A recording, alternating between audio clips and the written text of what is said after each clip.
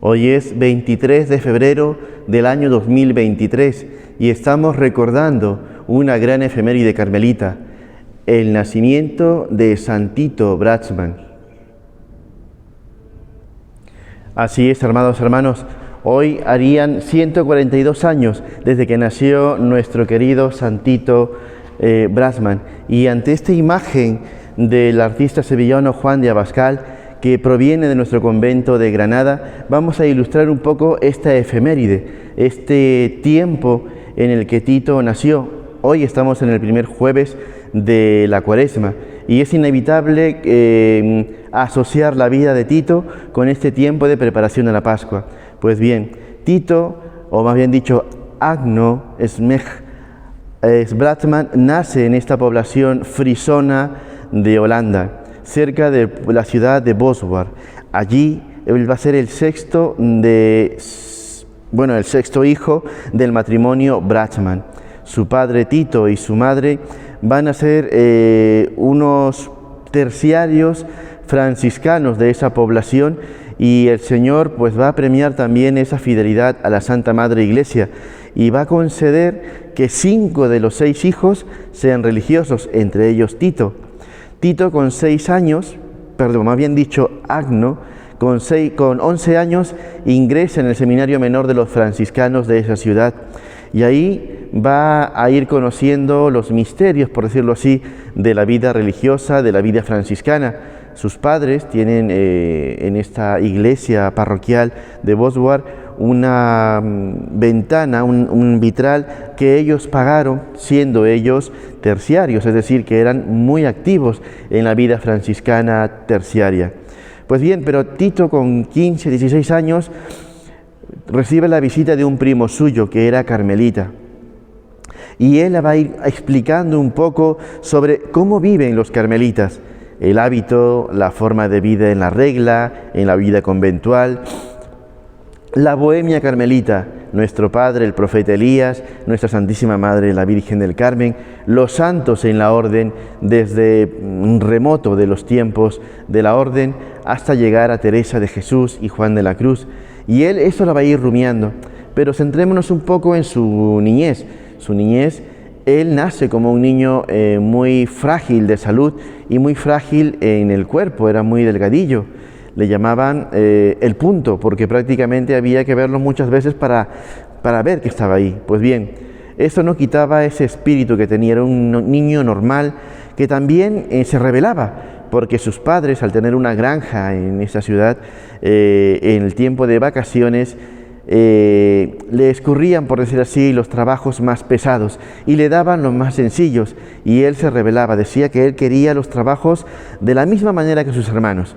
Ya empezaba a ver su vena de justicia, ¿no? Y lo hacían porque lo querían. Eso lo contará más adelante en sus confidencias a sus hermanos.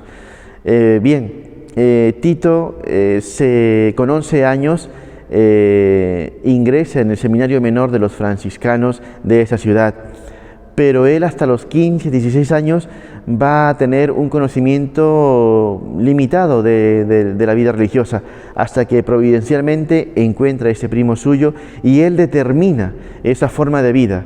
Ser para él carmelita era su vocación. Descubre su vocación por un comentario de un primo que lo fue a ver y él se enamora. Y cuando da razón de por qué se hace carmelita, dice: porque esos hombres en mi ciudad profesaban un tierno culto a la Madre de Dios, a Santa María del Monte Carmelo. Y eso le bastó. Pues bien, en 1989 entra en el noviciado carmelita y en 1905 ya es sacerdote. Ya conocemos toda su historia, ¿verdad? Que él termina la carrera de teología, hace el doctorado en Roma, viaja a América, pero aquí quería hacer un paréntesis también sobre esa personalidad. Tito, desde temprana edad, tiene mucha admiración por Teresa de Jesús en cuanto a la libertad de su espíritu. Teresa de Jesús escribía a sus monjas en el libro de las Moradas que no había que conformarse con lo poquito, sino que había que ser de los poquitos que agraden a Dios. En la pequeñez de su vida, de su vocación, servir a Dios con toda determinación, con toda humildad, con todo amor. Y Tito así lo hizo. Cuando estuvo en el convento, en su ciudad de Boswar, luego en Oss y luego en Dachau, él era un mal ecónomo, es decir, todo, no tenía nada para él y todo lo daba a los demás. Y decían los hermanos, al quejarse de él en la revisión de vida, que era un pésimo ecónomo, porque los iba a dejar en la ruina. Es que no había pobre que no pasase por la casa que no recibiera dinero o alimentos de este santito, nunca mejor dicho. Eso quiere decir que no estaba atado a las leyes del mundo ni a lo material, sino que tenía un espíritu libre. Y esto también lo va a demostrar cuando, apresado en los campos de concentración, va a ir dando muestra de su libertad de espíritu y va a hablar con el hermano Rafael Taigius sobre eso, que uno no puede someterse a las leyes del mundo porque no son de Dios. Uno tiene que aspirar a esa libertad. Él empezó su carrera de santidad desde el mismo día en que nació, 23 de febrero de 1881. Y hoy lo que nos dice esta efeméride es que nuestra propia vida tiene que estar unida a la de Dios, en nuestra circunstancia, como religiosos, como sacerdotes, como padres de familia, como solteros, como miembros de la sociedad, como miembros de la educación, de la iglesia, en el sector en el que estemos. No hay excusa para no profetizar con la propia vida nuestro estado católico de opción. Es decir, Tito tenía en alta estima la justicia, y la justicia tiene que ser promovida, difundida, tiene que ser proclamada con la propia vida, y él fue testigo de eso. Así que, amados hermanos, hoy estamos, por decirlo así, echándole la mirada a Tito. Es el cumpleaños, es una gran fiesta dentro de esta sobriedad de la Cuaresma para poder nosotros dilatar nuestro corazón.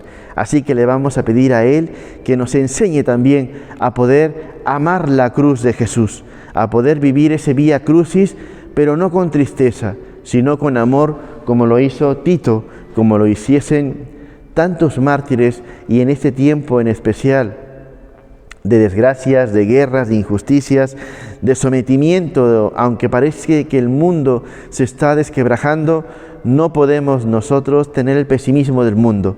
Tenemos que tener la esperanza de la cruz, la esperanza de la resurrección. Tito también hablaba que el dolor humano es consecuencia del pecado, y cuando éste sucede y no hay fe, es una tortura.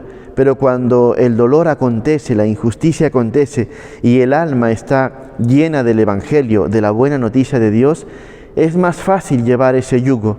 Podemos dar la vida generosamente, podemos configurarnos con el Hijo de Dios despreciado, roto, mancillado, en fin, Dios ya lo hizo por nosotros. Así que en este tiempo que estamos celebrando a Tito en su cumpleaños, pues también vamos a pedirle que inicie en nosotros esa carrera de santidad, esa carrera que empieza con nuestra propia vida, con nuestra propia humanidad, con nuestras propias carencias y nuestras propias riquezas.